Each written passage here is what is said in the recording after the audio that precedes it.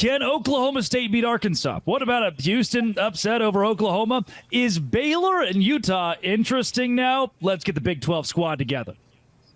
You're talking ball with the Big 12 squad. From Oklahoma State to Utah, from Kansas State to BYU, from Houston to Texas Tech, it's the local experts of the Locked On Podcast Network bringing you scoops, breakdowns, and the most comprehensive preview of the upcoming Big 12 weekend. Buckle up. It's the Big 12 squad, and we have a seat for you. No hurt feelings and thin skin allowed. Squad up. You're part of the Big 12 squad. Happy Thursday, everybody. Welcome into a special edition of Locked On Big 12 and Locked On everybody in the Big 12. We got the squad together tonight to talk about last week's conference wins, losses, and this week's heartbreak or triumph that is to come. First and foremost, thank you for making these shows your first listen every single day across the family of Big 12 shows of the Locked On Podcast Network. Second most, Casey Coward of Locked On Texas Tech. What the hell was that? Yeah, what do you want to know? It's I believe to his question, he would like to know what that was. I think Casey's question summed it up.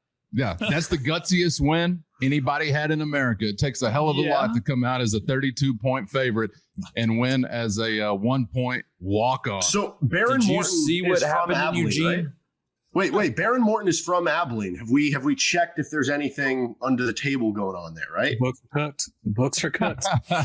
With the former Texas Tech quarterback, I don't know. Yeah, speaking of crossovers, which I know is a Locked On staple, there was a lot of crossover within that ball game. There was a lot of chip on the shoulders within that ball game, but I don't know how any of that justifies 51 from a Big 12 defense, even if it was Tech's defense against an FCS opponent. We've got, of course, a conversation playing out in the 806, as you would anticipate, following a result like that. Conspiracy theories running wild. The numbers on the jerseys are so big, they make Tech look and play small. Abilene Christian has got defensive signals, yada, yada, yada. So it's been a lot of fun in West Texas, man. I'm glad you can kick it off with a question for me. You get the Tyler Shuck comments earlier in the week, and you're about how Texas Tech smells bad, and everyone's like, oh, we're going to show them. I think we're on the hunt for an Abilene Christian, Locked On Abilene Christian host. If you're out there, you're a big HCU fan, they have risen to prominence. It's not going to be me. Football. That's all I'm going to say. It's not going to be me. You won't be getting Locked On Abilene Christian out of me. First call, Spencer. Certainly my first call. Another guy. So for Oklahoma State, a big win. Kansas, you blow all three of you guys from Locked On Utes to Oklahoma State to Kansas. And even Jay Catch of Locked On BYU Cougars. You guys all got big wins. You, Kevin Borba, Colorado barely beat an FCS team, which we all kind of wanted because that's a pretty good FCS team. Yeah, I think Colorado had no winning going into that game regardless. They lose the game. They're made a mockery of. They win the game by a lot. Everyone's like, it's an FCS team. And then they just win the game as closely like they did. And people still say that. So at the end of the day, all that really matters is they have a 1 in the win column and a 0 in the loss column at the moment. And so you kind of got to feel themselves out and figure things out with a brand new roster. They brought in almost 50 new people again. And so the Colorado Madness lives for another week, right? And here's okay, hold on, Kevin. Yeah. Here's the genius of playing that game on a Thursday is you get to enjoy being an undefeated football team for an extra 2 days before you go to Nebraska, and a proper college football team is indeed going to beat the Buffs this Saturday. I mean, am I the only one that thought they were like the same team in the game that we saw? Like, it's like Shedeur Sanders is going to make some incredible plays. Receivers, Travis Hunter is going to do incredible things. Line is going to give up some pass rush.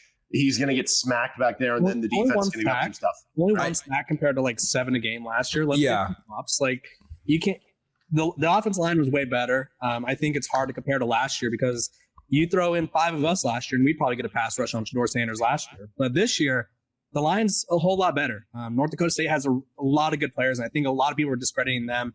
Not to say that the game should have been that close, but I think that's more on Colorado not knowing how to manage a game like I know how to manage like my funds when I'm deciding when to eat out during the week. It also might have something to do with the interception thrown in the end zone thanks to the what was it again? Oh yes, the guy falling down and having his foot go up into the air for an otherwise well thrown football. I don't think that North Dakota State game was actually as close as the final score indicated. I'm with you, Kevin, on the game management, clock management issues. But to your question, Derek, a lot of people do think Colorado is the same. I did not. I thought they were better than last year.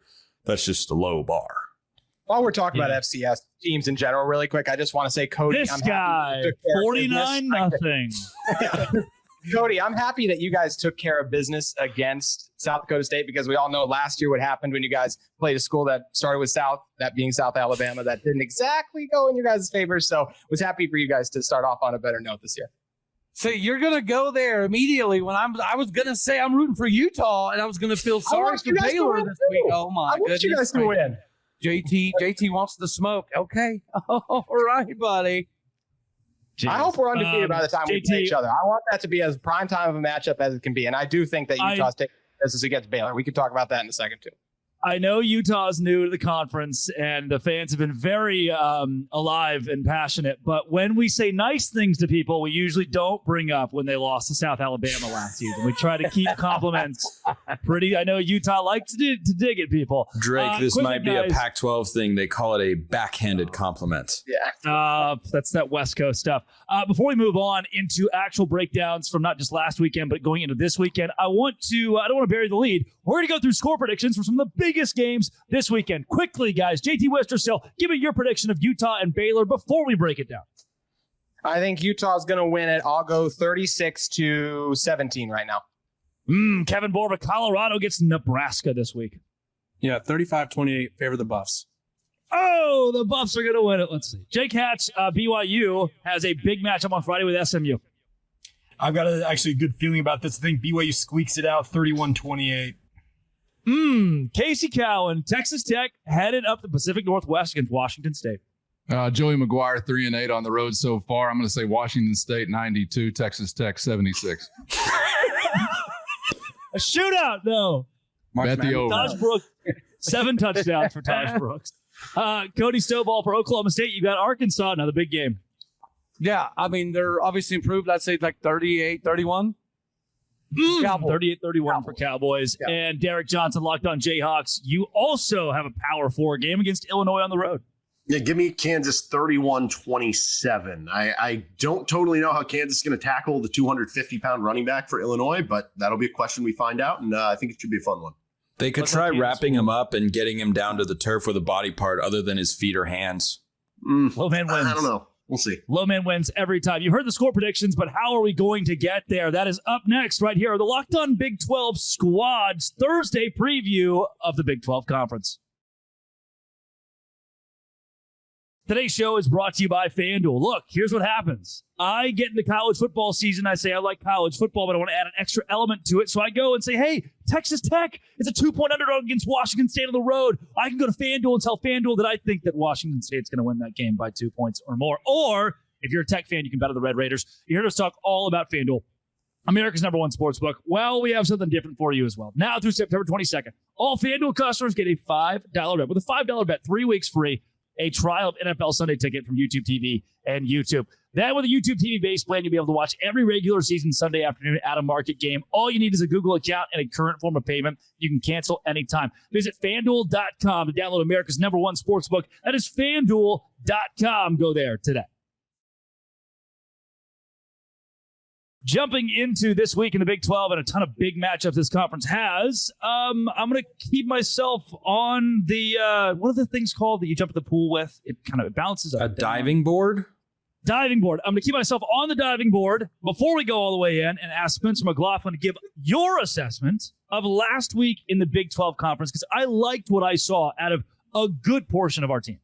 Yeah, I think it was a solid week overall. I am not going to discredit a team that I have talked kind of negatively about all offseason. That's Oklahoma State, because it's the same situation as what Colorado had. You don't get to tell me, whoever you are, random commenters, pundits, whoever, fans out there, that going into a game, oh, you got to watch out for that FCS team. They're really good. You got to watch out for the upset. And then when you blow them out, think, just an FCS team, nothing. Like, no, you don't get to have it both ways. I thought Oklahoma State was impressive at home. Interested to see how they go against an Arkansas team in a game that could very well save Sam Pittman's job. He wins that game. He is back into the Sam Pittman is our coach for the entire season ? Sam Pittman is our coach in 2025. So I thought they did solidly across the board. I actually was not wildly impressed with Utah. I thought Cam Rising was a little bit rusty. in game one. I think it was important that he got a game against Southern Utah to start. He's going to have to be sharper. Last week, and we're talking about how this is the best offense we've seen from Southern Utah in forever, and you guys did not do diddly squats against Utah. Hold on. Back up. I mentioned a one Cameron Rising. What position does he play? He plays quarterback. And excuse me, Your Honor. Could you please instruct the witness to stop badgering me as lead counsel here? This is not because you're a Utah fan. He did say Cam Rising, which doesn't have to do with is the quarterback someone that plays defense or offense?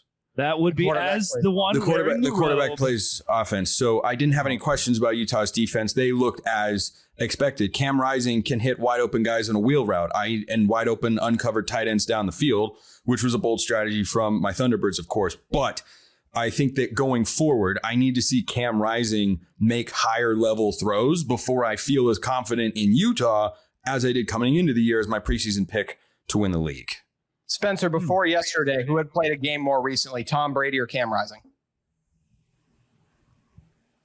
That answer is probably Tom Brady. It's Brady. So he still completed 10 of his 15 passes. And yes, hit some open guys, but did a good job diagnosing, finding those open players. A wheel route is not the first read. He was able to identify, hey, this guy's open, boom, then found him there. The pass to Brant Keithy, several of those, right? That wasn't the first read. Sometimes he was, sometimes he wasn't. So I do. Well, there was one play where Brant Keithy was the only read. Okay, you two will kiss later. There are other games in the Big 12. You two will find you a hotel room. I want to say that comparison. All right, hold on. Jake Hatch has not said. But Jake, what's going on with you? Are you in what void are you in? Is that the transfer portal? Are you in the portal right now? BYU football practice, man. I'm literally standing outside the BYU practice facility. So okay, well, I'll give it to you. What is your take here, Jake? Well, here's the thing. I've watched Cam Rising for years now. Don't we already know what he is at this point? Thank you. How about Spencer wanting to see him be able to throw the ball down the field? We've got multiple years of evidence that he is who he is. They may just have to deal with what he is and allow that to be enough. I wasn't specifically concerned with the downfield passing as I was the high leverage throws, the difficult throws, the accurate tight window ones. He didn't have to make and did not make a single tight window throw the entire game. Didn't complete a lot of passes, but that's why when in the few times he was under pressure, he struggled. When there weren't wide open receivers, he didn't make the normally accurate passes that we're accustomed to seeing. I'm not saying he's incapable. I'm saying that is a question mark going into the Baylor game. Can he be that sort of guy? One throw in particular, I think it was in second quarter maybe. He had Dorian Singer pretty open, mostly clean pocket, and he missed him. And that's not something that you see Cam Rising do very often. That was a question I had coming out of it. I thought he looked pretty good mobility-wise, but I need to see a little bit more before I'm supremely confident that he's the same guy. Really quick, every quarterback in the conference at least missed 5 throws this weekend. I also just want to say that. We're talking about 5 throws is what we're narrowing it down to, but I know we got to get to other hosts as well. 2 throws can decide a game. Okay, I'm done. Jeez. You two, done. For the rest of us this week, Kevin Borber for Colorado. Give me 30 seconds. We're going to do like a quick little blurb here and then wrap up the show with your looking forward after one game, what we've learned and where our team's going to be. Because I do think now, and JT will address this in a second, but I'm going to let you sit on this because you took 5 minutes of the segment with this little argument over here. I do think Utah, I learned this weekend, will likely lose on the road to Oklahoma State, which I already picked. It's not going to be that crazy of a thing. We'll address that. But first, 30 seconds, Borba, why does Colorado win? I think it comes down to the quarterbacks. Dylan Raiola hasn't played anyone yet. He played UTEP, and that's kind of the bottom of the barrel in college football. And so if you ask me, who am I more confident in, Shedeur Sanders or Dylan Raiola, I'm going to be confident in Shedeur Sanders. This Nebraska defense was solid last year, and Shedeur pieced him up. Yeah, go ahead. Who was Stanford's quarterback last year? Ashton Daniels. Yeah, of course. Everybody knew that, right? Everybody shakes their head no. I knew that. I knew absolutely not. And, what does that have to do with this, though? Because if it came down to the quarterback every game, Colorado would probably be 12-0. Okay. Maybe, Borba. This is the week that it comes down to the quarterback. Realistically, Derek, he's a freshman. He's never played in a game this big. Colorado's going to change things up on defense, and they're a lot better than UTEP. I hate to break it to all the Miners fans out there, but UTEP is probably 133 out of 134 in college football. So let's be real. It's a very different matchup, and he's going to have to try to beat Travis Hunter. So, Derek, locked on Jayhawks. Why will you beat Illinois? 30 seconds. Well, when you look at it, Illinois doesn't have a lot back on the defensive line. Jerzon Newton, absolute stud. They lost to Law Firm, which was the nickname of their 2 stud D tackles. And even that D-line gave up over 200 yards to Neal plus Highshaw last year and wasn't able to get to the quarterback. So I think Kansas is going to be able to kind of outscore them in this game. Altmaier was really good in week 1, but he had 14 turnovers last season in the game he played. So Kansas has ball hawking DBs. You go out, maybe force a couple turnovers. Even if you do struggle to stop their run a little bit, I think Kansas can outscore them in what I think will be an exciting game on the road. Cody, why does Oklahoma State win? Because I think their overconfidence from this previous week is going to seep into Stillwater. They had a very good performance, but University of Arkansas Pine Bluff is literally the dead last ranked FCS team in the country. So if we just had a nice performance against the number 1 team in FCS and they had a very, very good performance against the dead last team, I think their overconfidence is going to allow some of our wide receivers to have some fun. Casey Cowan, Texas Tech. You're on the road against Washington State. Why do you win, please? Washington State's riding too high off of that Portland State shellacking, I guess. I'm not sure. We got our running back on the injury list. He's questionable, game time decision. And we just gave everybody memories, a throwback memory to the Lyle Sentencich defensive era when Texas Tech was dead last 20 years ago. So why do they win? Probably something I'm going to have to continue to consider. Why does Washington State win? Maybe a question that'd be a little easier to answer. Yeah, you sit and think on that one, Casey. Think long and hard about this week. Jay Catch, why does BYU beat SMU 30 seconds? I think the biggest thing is BYU has got a lot more discipline than SMU does. The first 2 games from SMU this season, they've been fairly undisciplined with their overall play. That Nevada game, the Wolfpack should have won. They gave it up late in that one. So I feel like BYU is the better disciplined team. If they handle their business out there, I think BYU can come away with a victory and allow SMU fans to feel a little worse about themselves after facing the Cougars. JT, you're still in timeout. I'll answer for you. I think Utah beats Baylor because Utah is a significantly better team than Baylor, and they're at home and they never lose at home, and Utah is the best college football team of all time, especially if you ask their fans. Coming up, do you still think your team will be undefeated? Let's talk long-term after week 1 on Locked On Big 12's Big 12 Squad makeover on this Thursday. Beautiful Thursday. Today's show is brought to you by LinkedIn. LinkedIn is the place to go when you're hiring for your small businesses. If you want to find a professional that's right for your role, LinkedIn Jobs is the place for you to hire faster and for free. Not just a job board, it helps you hire professionals. I've got an intern, the Locked On Big 12 Twitter account, the good tweets from the intern, the bad tweets from me. And luckily, I got a good intern because I used LinkedIn. Over 70% of LinkedIn users don't use other job sites as well. 2.5 million small businesses use LinkedIn for hiring. It is constantly finding ways to make the process easier for you. Post your job for free at linkedin.com/lockedoncollege. That's linkedin.com/lockedoncollege to post your job for free. Terms and conditions do apply. 1 week under our belt, fellas. We will go in order here of where you are on my screens. JT Wister, still after what you saw. Look, Cam Rising had not played in a year. I agree with the earlier assessment that he wasn't an elite quarterback on Saturday. Didn't necessarily need to be. If you're looking at a game like Texas Tech had, you need your quarterback to step up and go win you the football game. Rising didn't have to do that. He just had to play his role. Do you still think Utah's in a spot to win double-digit games, 11, 12 even? I absolutely think they are. I mean, what about last week's performance? Like, regardless of what we think about Utah, like going into the season, like would leave any doubt. Literally, once again, the defense was fantastic. Injuries. Absolutely shut down. Yes, I mean, that's a good point after what happened last year. Absolutely shut down Southern Utah. Cam Rising wasn't perfect, I guess, if that's what we're doing in this, but he didn't complete 5 throws. He took advantage of every mistake that Southern Utah made. So if you want to say, I want to see a little more, I get that, but like to act like it was a concern, I just think I don't see the merit for that when you go back and watch his game. I thought he looked good. I think the weapons at his disposal were impressive, and I still feel really good about Utah's chances. And as most of you on this show know, Utah also has a very favorable schedule. They do not have to play nor go to Kansas or Kansas State. So it's a good team on both sides of the ball, and Baylor still has a lot of things that they're still trying to figure out, mainly getting their quarterback acclimated. So I think a win this week, and I do expect this Utah team to be a double-digit win team this fall. Kevin Borba, do you feel like Colorado is in a spot to go to a bowl game now or to compete at the top of the Big 12? What's your read after one game?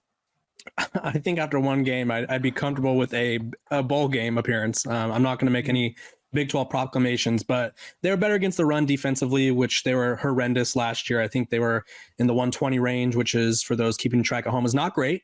And they also had a really good, strong offensive performance from their passing attack. And so until someone can stop them and sort of torch the defense, then they're just going to be in games. And realistically, they got torched by Cam Miller running the ball. That's North Dakota State's quarterback for those at home. Dylan Raiola, haven't seen him play a lot. I don't think he's the running type. I think he's more of the Mahomes type, as he's frequently compared to, where he just runs around in the pocket. So he's going to have to beat them with their arm, and I don't know if he's able to do that. I feel like a bowl game still feels fair, though. Derek Johnson, Locked On Jayhawks. I like what I got from Kansas on Saturday. Was it enough to say that they are still a Big 12 championship contender? As long as Jalen Daniels makes it out of the game healthy, the answer is yes, which he did. So the answer does become yes there. One thing that is going to be interesting to monitor for KU is that defensive line. They lose Austin Booker, who was an all Big 12 defensive end last season. And this is 3 straight years they've lost their leading sack guy, but they've keep going up with kind of the level of player they've brought in. Now they have all these 4-star recruits. They have their highest recruit they've ever brought in with Deshaun Warner, who's getting a little bit of playing time, who fended off offers from Michigan and Ohio State in kind of the fall and winter area to come to KU. And they're getting playing time, but are you going to have enough there? One other thing, though, that I think is interesting as you look along the season, I think for that first conference game at West Virginia, if we're talking about a spot that would be a tough win, well, all of a sudden, you see Penn State in week 1 with Andy Kotelnicki, the former KU offensive coordinator, running very similar things to their offense, run for over 200 yards. Drew Aller had a 98 total QBR. So I think that bodes well for Kansas in that matchup. So, yeah, it kind of comes down to health from this point on. But as long as Jalen can stay healthy, it feels like they got the horses to at least be in this race, especially combined with what the schedule turned out their way. Jake Hatch, Locked On Cougars, representing BYU. You've got a quarterback now, apparently, and that was a much larger blowout win than I think many expected against SIU last week. Going into this week and long term, do you feel like the Cougars are in a spot to make a bowl game this year? I do think so. I think the goal all along is get to that elusive 6th win. They were 5-2 a season ago and then had a 5-game losing streak. They learned a lot of hard lessons last year, particularly you need a quarterback that can elevate you. Jake Retzloff very much looked the part against Southern Illinois. So long as he, similar to what we talked about, if he stays healthy and he continues to perform like he did in that opener, BYU's going to have a fighting chance to get to 6 wins. I also really think BYU's rushing attack showed some life in that win over Southern Illinois. And that was something they severely lacked last year. LJ Martin looks like a budding superstar amongst all these Big 12 running backs. Obviously, that kind of headlined this conference, but keep an eye on him. I think he is going to make some noise this year and could be a big reason why BYU, I believe, makes it to a bowl game. Locked On Texas Tech's Casey Cowan. Obviously, 52-51 is not fun. Did this game indict Texas Tech for the rest of the year? Is this what the Red Raiders are going to be? I don't think so necessarily, because you've gotten off to slow starts under Joey McGuire, still staggered your way to a bowl game. I mean, it's not a high bar to be 6-6, obviously. I think you got a lot of youth on the defensive side of the football, though that, again, doesn't justify 51 against Abilene Christian, but they have been finishing a little stronger as far as the year progresses under Joey McGuire. But man, you can't waste these opportunities early on. I think 5 of the first 7 being played in Lubbock. So even if you don't steal this one on the road necessarily, I still think a chance to get to a bowl game. But I got to tell you, Texas Tech fans are hoping a lot higher. Yeah, no kidding. That was a tough game, but you got the win. Your 12-0 is still in play for Texas Tech. 12-0 is still in play. Correct. Hey, and by the way, South Alabama, Oklahoma State is on repeat in the LBK. We're looking for some inspiration. Oklahoma State, Texas Tech don't share a lot of similarities other than a love of the equine and firearms over the last decade. But otherwise, we're looking at a game like that to say it can be done. Sometimes football is just inexplicable, and we're hoping that was one of those weekends now in the rear view. And for Oklahoma State, 10-point favorites last week, and they got it done by a whole lot more than that. 44-20 over South Dakota State, which is the best team in the FCS. Cody Stovall, is this a Big 12 championship? Not just caliber team, but is this the Big 12 champion? I mean, we should be. There was nothing that we saw from this previous weekend that would lead us to believe otherwise, other than the fact that I will say there's a difference between double-digit wins and undefeated. Our chances of going undefeated took a massive hit because our O-line and D-line did not do enough to equal an undefeated season. But, 10 wins, 11 wins, 12 wins, yeah, definitely still a possibility. And I'm sorry to break it for you, Casey, but if Taco Recum Tech is looking for some South Alabama inspiration, that idea ain't worth a velvet paint and the two Dolphins getting it on. It ain't happening this weekend. Oh, yeah.